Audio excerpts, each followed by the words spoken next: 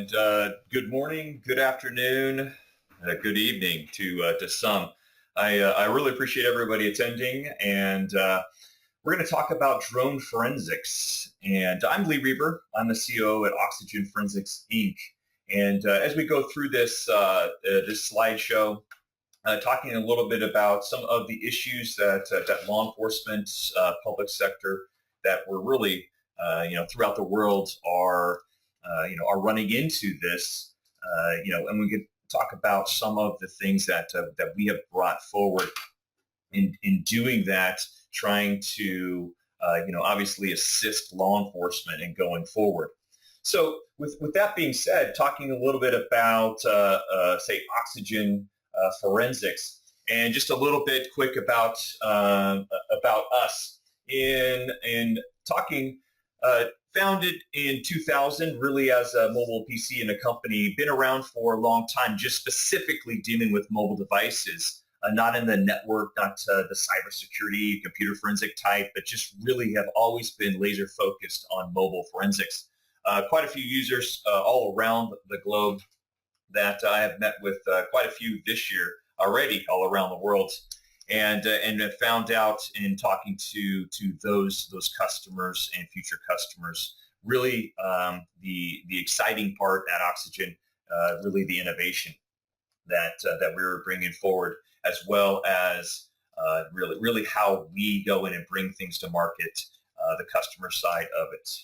So in talking a little bit more, really in with mobile devices, we talk about what do we do. And again, like I said, primarily we look at the mobile devices, smart devices, iOS, Android, that we are really focused on. Obviously, we support the feature phones as well as your Windows Phone devices, as well as BlackBerry, that type. But primarily iOS and Android, because I'm sure all of you know when we start looking at the market share of iOS and Android, we're about 99%. Of the market share, with those others just kind of being, hanging around. So the majority of people in their lab are going to see those types of devices. But we also have, and we'll talk about the cloud support and how it relates to drones as well. But understanding that, I'm sure that you guys are seeing as part of your investigations, the mobile device with encryption, some of the issues that we run into, obviously we're going to have to start relying on some of this information from the cloud. And then we decided really, what are some issues that law enforcement is running into? And we decided to start branching into and looking at the data within drones, as well as soon to with IoT. So if we look at this, the tool that we'll be talking about, because our drone support is only within our Oxygen Forensic Detective. And Detective is the tool that obviously contains, we have a couple of products, obviously Analyst and Detective, but with Detective, being able to now bring into and be able to extract drone data, but also the cloud information. And then we start talking about the additional analysis tools that are built into it, including Oxygen Forensic Maps. And bringing all of that information in collectively and doing the analysis, if it is one of the things, and if you have utilized Detective, you find the many benefits of that within an all-inclusive solution. Okay, so if we start looking at some of these others, all right, that we look at this, we're going to go in and start moving into and talking about the other items that we have and the issues that are posed when we start talking about drones. And I'm going to speak for the United States. The United States on itself there's, again, over 1 million registered owners in the U.S. that we start talking about, but it's quite interesting. If you look at the holidays, people are given gifts. It is now, today's gift is these, are these drones. Particularly, we start talking about the DJI brand that's out there, which is the owning the market on these recreational. So obviously, we can look at the simple numbers that we have here in the U.S. And the problems that this might pose. right? And we'll talk about some of these, these problems. But we'll see first, really, I mean, what issues can be caused. But here, we're talking a million drones, and here in the U.S., we start not only talking about recreational drones, but we're talking about commercial drones now, right? And not only delivering me a package, but we start talking about some of those companies on the commercial side that are utilizing them for, say, field work, right? Being able to go, instead of crop dusting anymore, now they're crop dusting with drones. And some of the drones that have been tested, that have been going through on, say, the commercial side, you start thinking, we right now, we have the recreational drones. We're thinking, oh, fantastic. I have this Phantom 4. I'm able to carry a pretty good payload that if I really wanted to. I mean, it is a large, say, recreational drone. But let's start thinking about those drones that can carry 500 pounds. In the hands of someone, say, possibly for, obviously nefarious purposes. But what can those deliver, right? 500 pounds. That's amazing. That being able to go and especially distances that these are able to travel. So we really start thinking of not only the issues of, say, air traffic and the problems that might pose, but now, I mean, what else can really come from these? I mean, flying all over, that I can go and I can purchase one of these, be able to operate this, the same day. So let's talk. Let's talk a little bit about some of the issues that we might face. So these are, these are just some things that have been put together about some of the other items that we have. Obviously landing, someone flying a drone into the White House. We start talking about the other problems. So think about this. We've had here in the U.S. Several issues, right?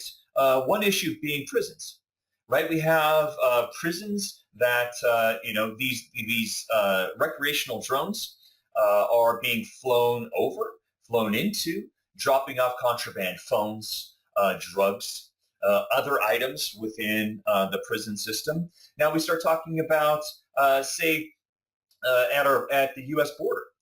Being able to now transport drugs, being able to fly across the border, being able to fly, drop off the drugs. They don't plan on the drone, say, necessarily coming back, but being able to go, no longer do you have to, send these tunnel through or be able to, fly, large airplanes across, being able to go and do in these short-sighted runs utilizing these drones.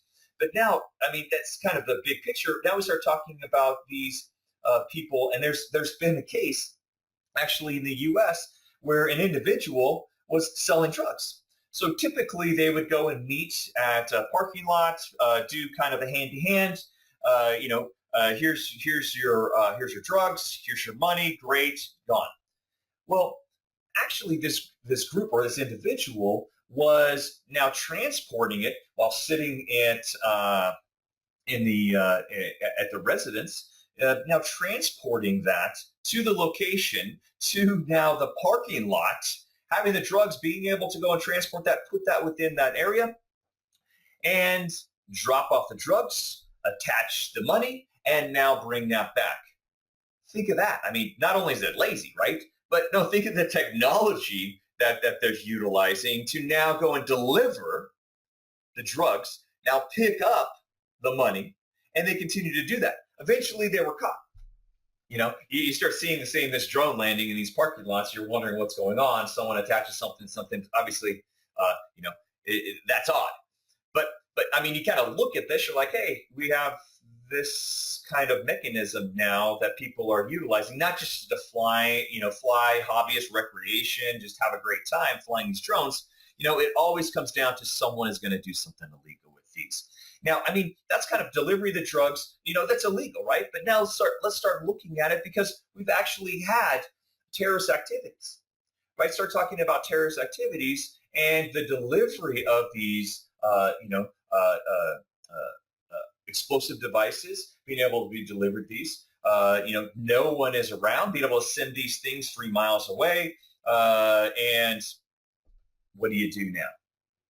So let's talk, because obviously there's been several that have been in the news that I'm sure that wherever you guys are located, you know, and you hear about some of these, not only just criminal activities, but the danger that some of these might pose, right?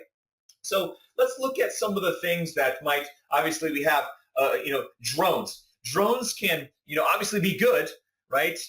Be good for, Amazon, right? Delivering packages. Although I don't necessarily agree with that.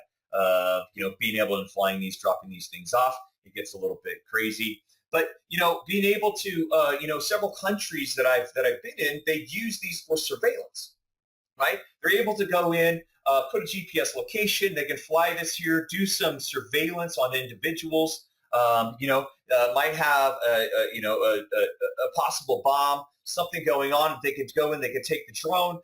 We have robots on the ground, but now we have these drones that are able to go in other places that say the robot might not be able to maneuver, be able to go a lot faster to get to certain locations. But also some other countries for crowd control.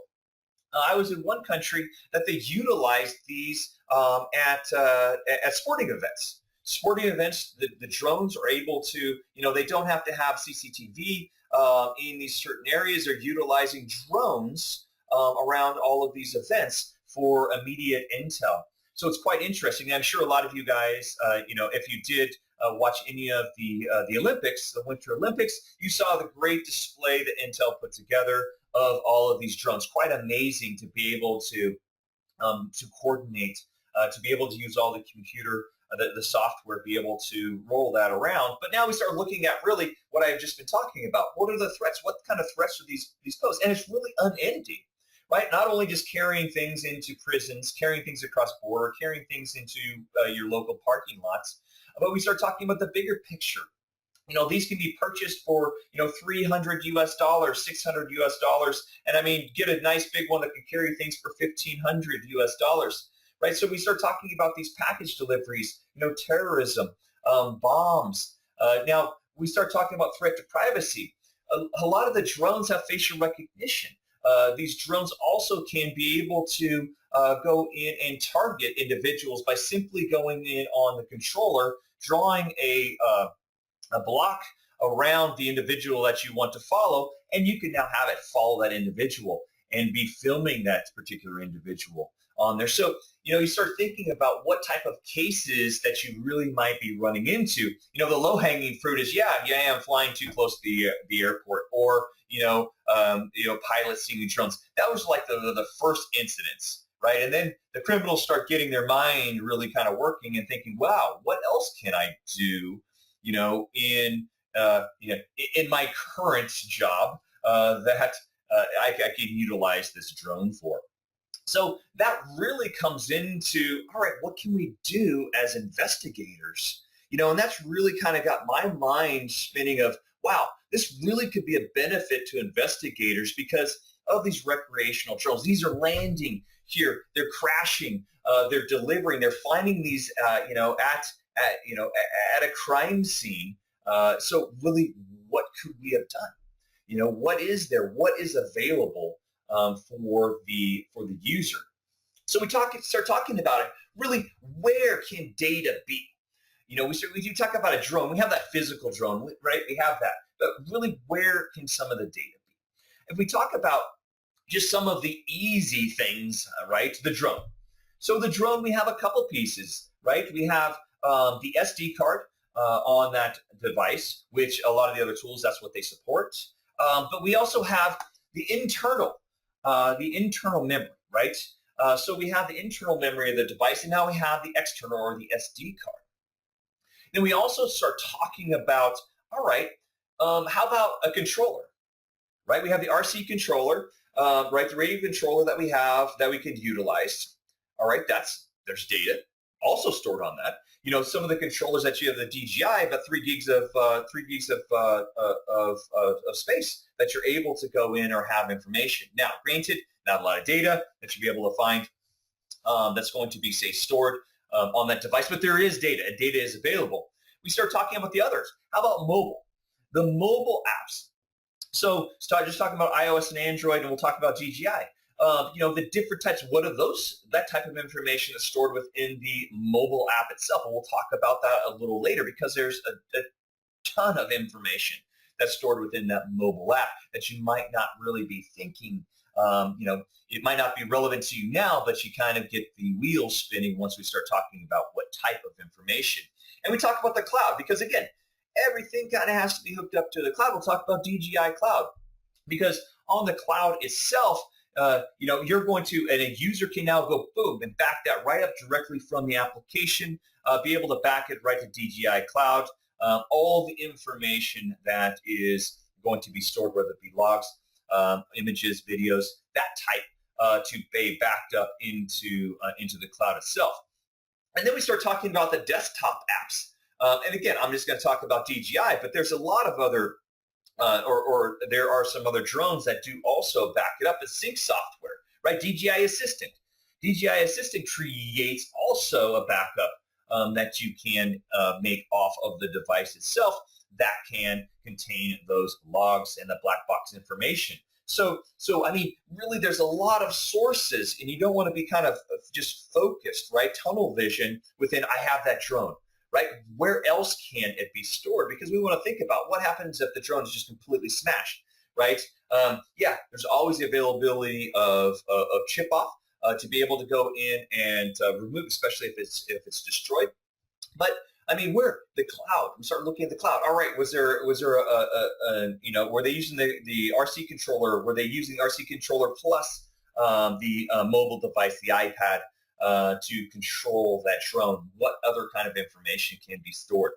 So really, there could be a lot of information that's on this on the device itself, but there are other places that we always must be thinking about. So let's talk about it. Really, what's supported? What do we have, and what's supported within Oxygen Forensic Detective?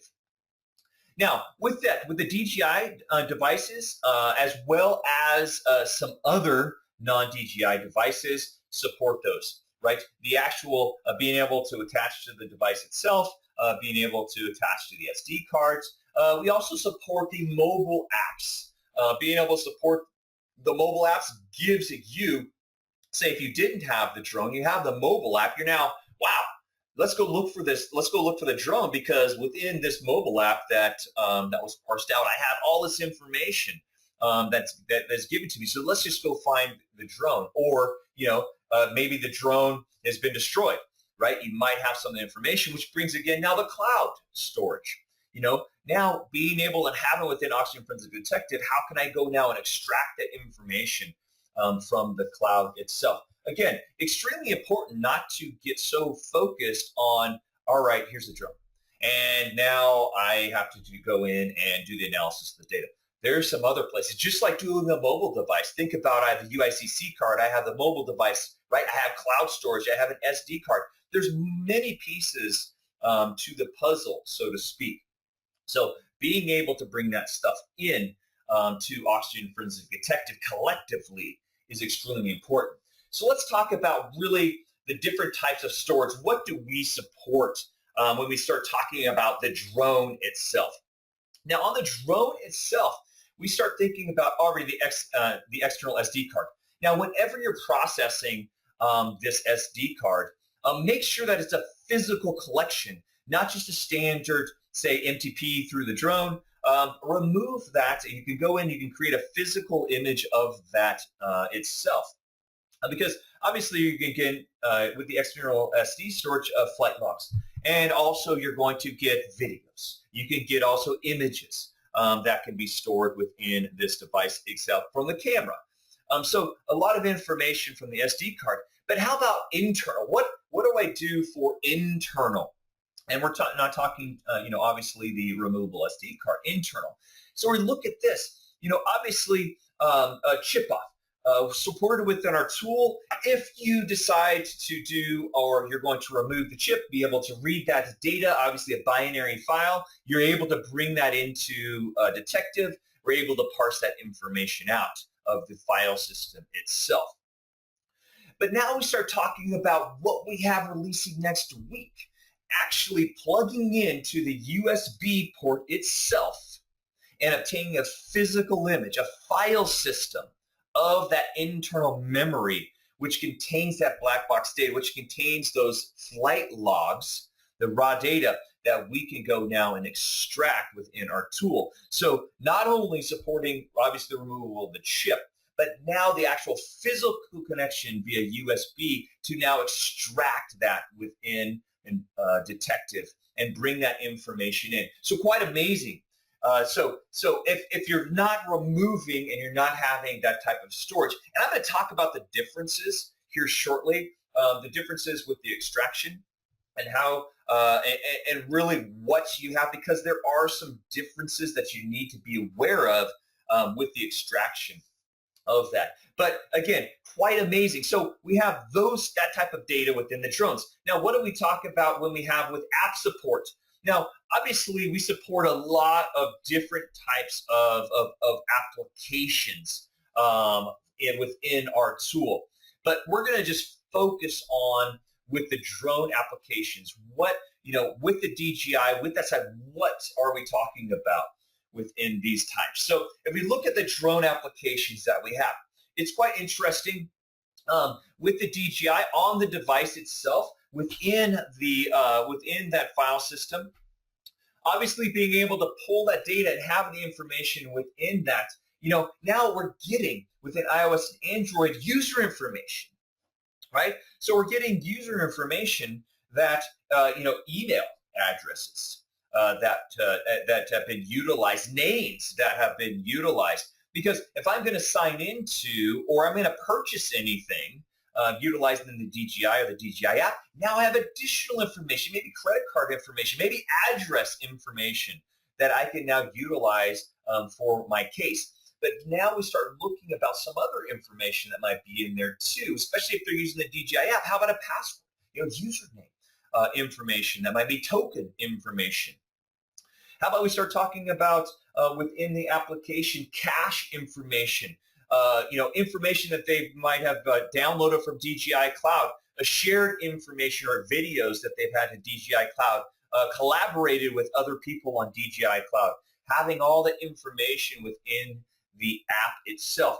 And not just thinking about, videos, images, historical pictures that have been taken, historical videos that have been taken, saved into obviously the gallery that they have, or being able to go in when they manipulate images, or DJI does it automatically for you, puts music to it. So being able to take that information, say just from the app itself, you have a tremendous amount of information. So supporting both devices that have not been jailbroken as well as those that have been jailbroken, getting that full file system on iOS devices, getting the application data, again, is very important. And then talking about Android. Now, Android, again, when we start talking about, say, a physical extraction, obviously have a root access, obtaining that file system from the Android device to now obtain that DJI data is important.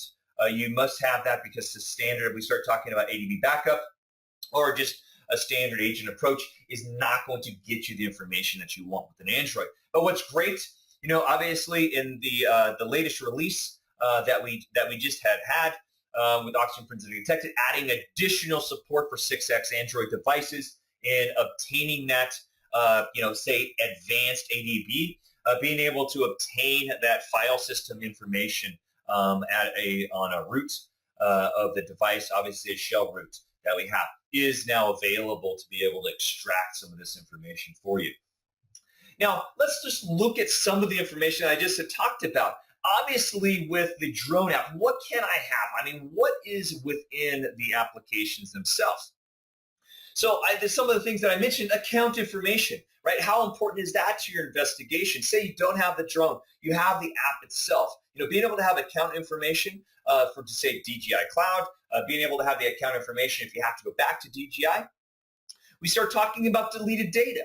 Some of the items that have been removed, either shared, stored on the device, being able to recover that information and display it to the user. As you'll notice on the screen, we do display deleted data with the small trash can, being able to show that for you guys. And then we start talking about log files. What's information? What can we have? What can be stored within the application area in the DJI Go app itself? So again, if you only have the application, there's still a tremendous amount of information that you can recover from this application itself. If we start talking about with the Android and iOS.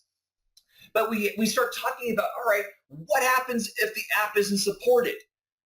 That's a problem, right? Because, the 6.2 million applications that are available at one time, iOS, Android, than the others, being able to put that on my device. I mean, what do I do if I run into that? This example that you have here is a drone deploy, which is an application that can be used for DJI. And if you look at drone deploy, it's quite interesting because you're able to go and put a geofence map out and be able to, for fields, if you're going to do commercial side of it, being able to go in and fly around this certain point. So there's a lot of data. So, I mean, what do you do as you're going in and bringing in this other item? We have built into it our SQLite viewer. The SQLite viewer isn't just a view data. It's able, and what you can do is drag and drop, match primary keys to foreign keys, being able to build on-the-fly SQL queries for any application that you have an exposed SQLite database or multiple SQLite databases within an application. You're able to now go and link all of those over in a drag and drop function. So essentially, you have just supported the application. So the data is there and available for you, even if it's an unsupported app for these drones. Because I'm telling you, if a company says we support every app that's out available, they're lying to you. There's no way that you can go and employ enough people to go and support every app currently available. You will run into a drone application that is not supported, because DJI is not the only game out there, right? What if you run into another application utilized as a controller for a different drone and a different manufacturer? Well, there you go. We're able to support that directly within Oxygen Forensically Detected and with the viewer to build your own queries to build this item and now create a report and have it available. Now, let us know so that we can build in the support, but you don't have all day to wait, especially when the case and they're just knocking on your door saying, I need to have this information. Okay, so we start talking about now clouds. If we look at with the cloud, because remember we talked about we have the drone itself. All right, great. We have the drone. We have, say, the controller that they use for the applications. Now, how about cloud? Or say if I didn't have that information, I mean, how can I go and we can talk about the cloud? Obviously, we support a lot of cloud stores itself, as well as two-factor authentication on a lot of these. But we want to talk about really, I mean, what do we do and how and why do we care to have any type or do, say, cloud forensics for or with our DJI? So this is why, right? You're going to find additional information that, say, even a physical acquisition of the device doesn't yield, because DJI does quite interesting things to log files on the device itself once the drone itself obtains a home location, right? Once it obtains a home location, as soon as it's turned on, GPS coordinates, DJI does some crazy stuff to the logs itself, right? So it becomes a little bit more difficult, right? So utilizing, say, the cloud store to get additional evidence, historical, some additional stuff that might not be available on the controller itself or on the drone physically. But what happens if, I crash the drone or it burns up or it goes and you can't find it? Things are, so you don't have the drone available and it's just not available. Now not all is lost. You still have the cloud, so long as they're utilizing DJI Cloud, again, as an asterisk on that, to back up the information, to back up the logs that they have. And then, obviously, in mobile devices, when you're doing digital devices, what happens if it actually fails? What do I do? What are some problems that we might run into? So how do we go in and how do we, say, get this information from the cloud? So if we look at this, login and password.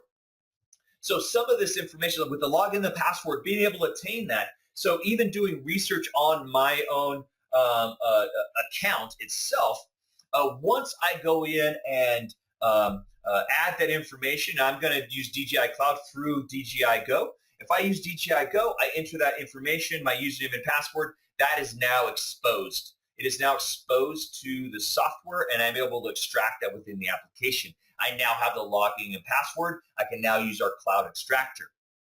We are bringing on the ability to also do with the token, like our other support with our cloud, being able to go and utilize a token from the device itself, being able to go now and extract that information and have it available even if we don't have the login and password, because I'm sure that you guys understand having the token is golden, right? Obviously temporary, right? Not permanent with the token itself, but having that, we completely bypass any two-factor authentication. I'm sure that you guys are all aware of that. So having that token is monumental.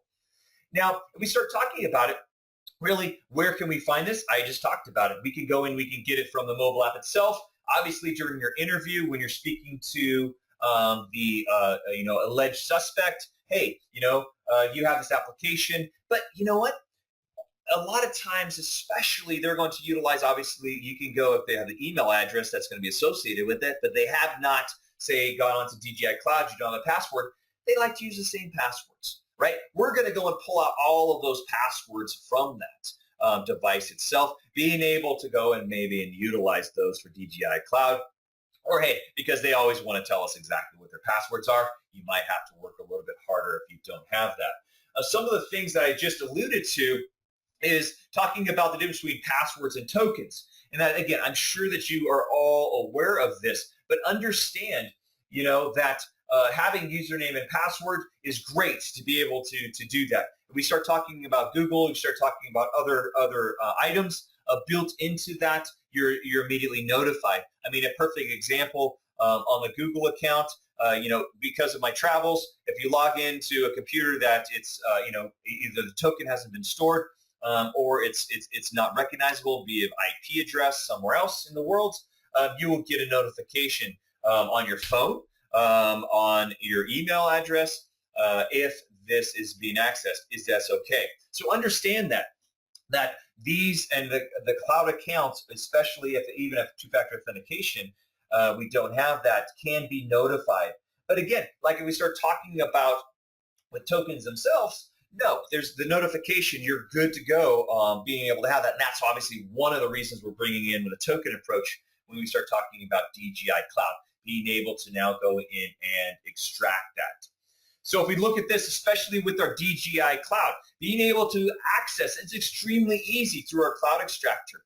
You can utilize a cloud extractor which built into Oxygen Forensic Detective, being able to select the DJI Cloud, be able to enter the information directly through our cloud extractor, and now be able to extract that directly into Oxygen Forensic Detective, or even with the Cloud Expert. So what are some of the items? If I'm going to go in and look at some of the cloud, I mean, account information, because obviously you just utilize and you're going to go with the login and password. You have login and password or additional account information. If they have multiple drones, being able to now and show that drone, right, the extraction from that itself, as well as now the flight history.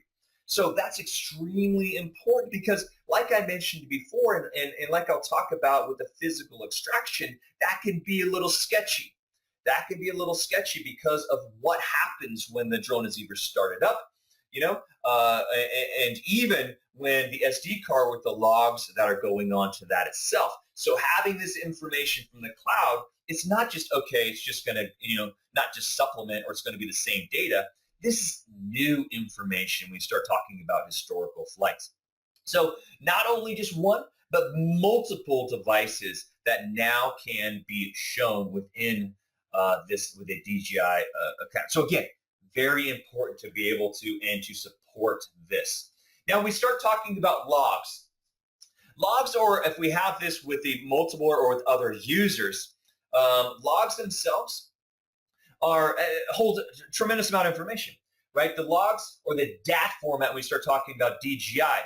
So with that being said, it's going to record, and the flight, and they're recorded. We will show every second, but the logs are very verbose with that, because we start talking about the drone and Vera flown one, the movement on some of these is pretty amazing. So the GPS is always reading, always logging that information. So you have a lot of different areas and a lot of different points that you have. So not only are we getting, and how important is this, the altitude? When you look at the altitude itself, you're looking at 2,500 meters. I mean, that's in stratosphere, So what you need to understand is the altitude is recorded at the sea level, right, above sea level. So you have to really take the delta. You have to know, obviously, GPS location, which you get within our maps, be able to go in and now put that, all right, here's what the elevation is at that certain point, and now have the delta to get the now the actual height that the drone itself was flying, because that might be your case, right? That you might be looking at how high was it flying. But not only that, we started looking at really, how fast, that was it traveling, right? What direction of travel. But what's also important, and I've had discussions about this, is how accurate is that point? So we look at how many satellites. The more satellites, obviously, the more accurate that you're having. And we're talking about, 3 satellites versus 15. I'm going to rely on that had the majority, if I had of the satellite, of the hits that you're going to look at. Because a lot of times it comes down to, okay, how accurate is this? I mean, what are we talking? Well, you can couple it with not only the accuracy of that, where video's taken. Where video's taken a location, he's saying, well, I didn't fly it there. Okay, well, let's take a look at these pictures and these videos. Explain to me this. This is the same time. On the XTIP, I'm looking at this information that has happened from here. What is, try to explain that away. All right. So the drone logs. Drone logs are the other tools are able to go in and obviously parse it, and have some of these items, but built into, obviously, with their Oxygen Forensic maps, we're now able to take multiple flights in, be able to go and overlay this all over a map within the interface. So multiple flights, historicals, where they, obviously where it took off from, being able to research and grab some of that information, again, is very important. So if we start looking at, obviously, some of these are with the different formats, it's important. Let me talk just a little bit about this. Is when we start talking about physical acquisition that we now support with a USB extraction physical versus a chip-off extraction.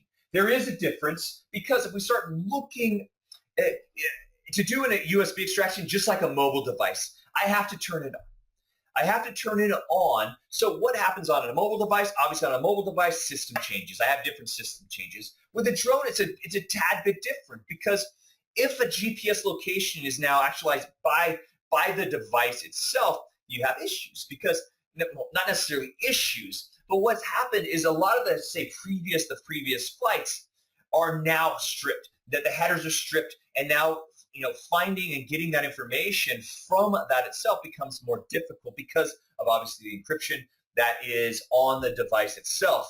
And speaking of encryption, the cloud encryption is different than the device encryption versus the app. So there's a lot of obviously R&D that we have.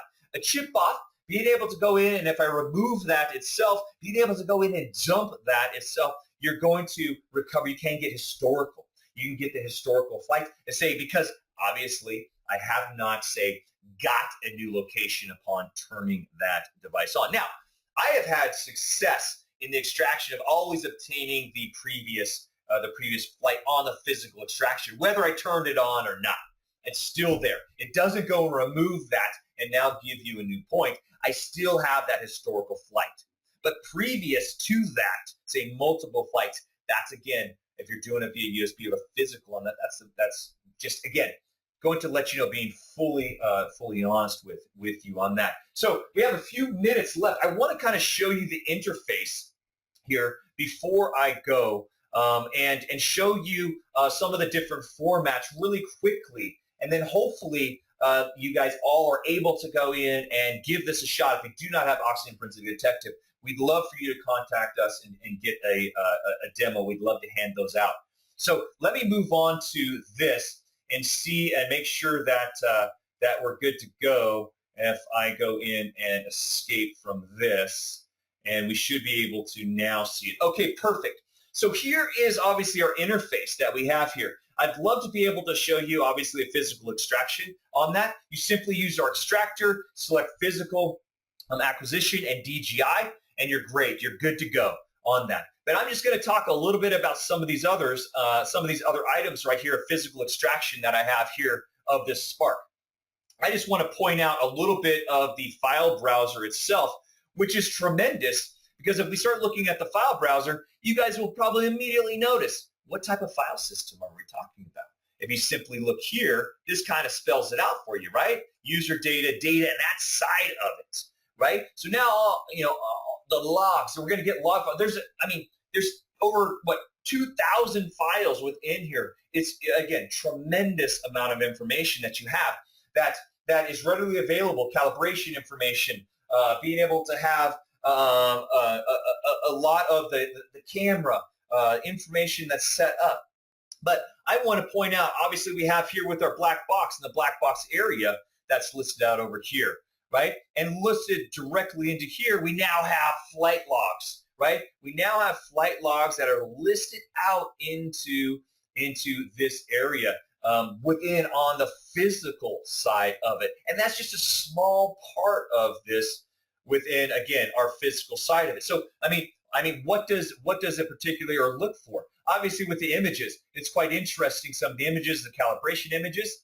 But if we look at this and we start talking about, all right, well, I want to look at, or grab some information within the timeline. Because in the timeline, I want to go in and gather within the geo side of it, show me some of the information. You'll notice directly over here on our event information, it's given me a ton of information. Now, ground speed, altitude that I had talked about, the location of where it was and where it had flown. But we want to go right here. We're going to take a look at our maps and routes for all of these points. Again, this is just for the single drone or the physical image that we're talking about that's listed out over here, right? So now we have this, it opens up within our map itself, and immediately we now display the flight path that we have here in Singapore.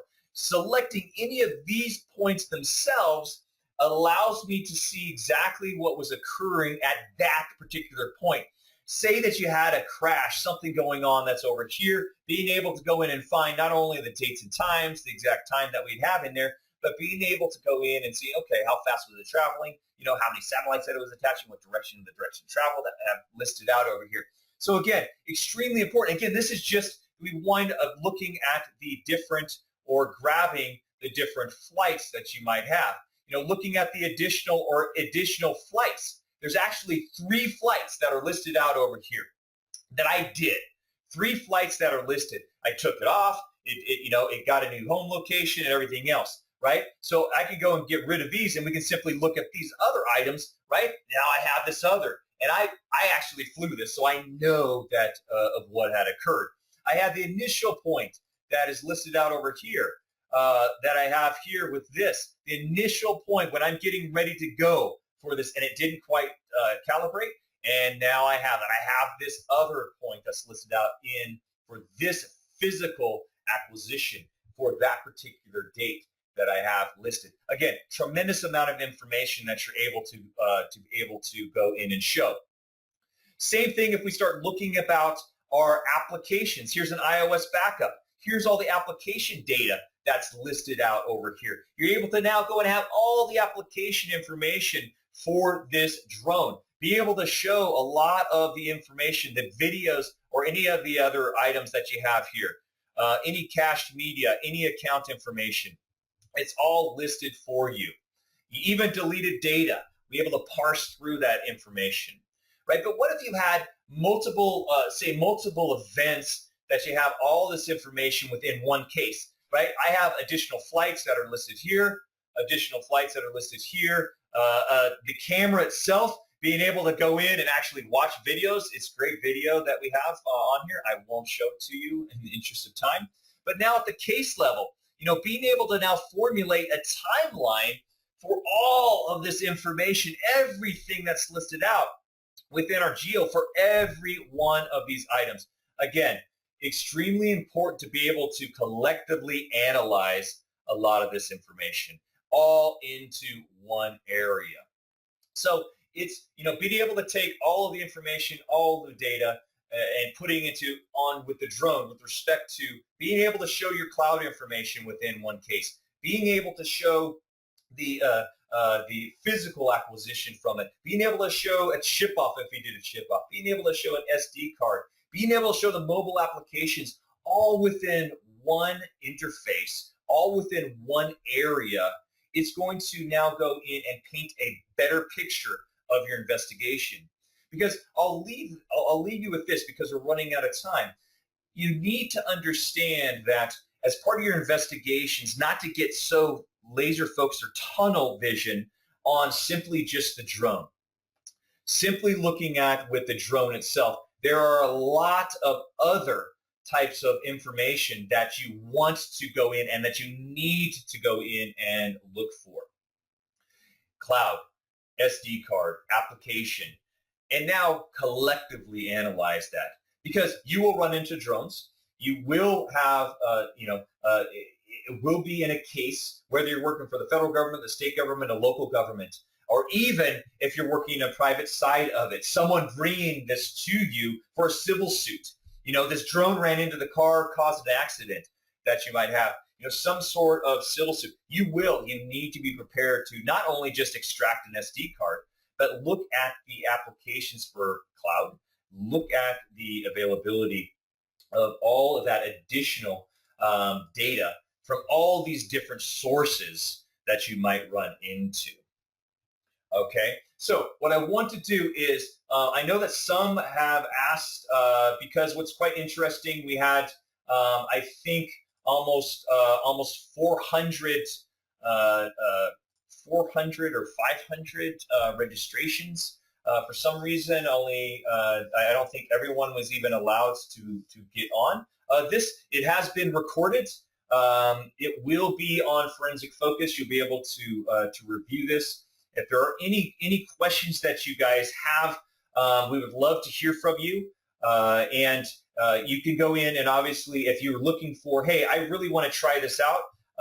Not only just for drones, obviously we support with the mobile device side of it, Android, iOS, your feature phones that you run into that, physical, logical, all that great stuff to get you a full look. We would love to hear from you. We would love to send you out a demo and for you to try it and for you to decide for yourself. So if you have any other questions, you can go ahead and send it to either support at oxygen-forensic.com, or you can also you can send them to me as well as lee.reber@oxygen-forensic.com. We'd love to hear from you, and I thank everyone for attending.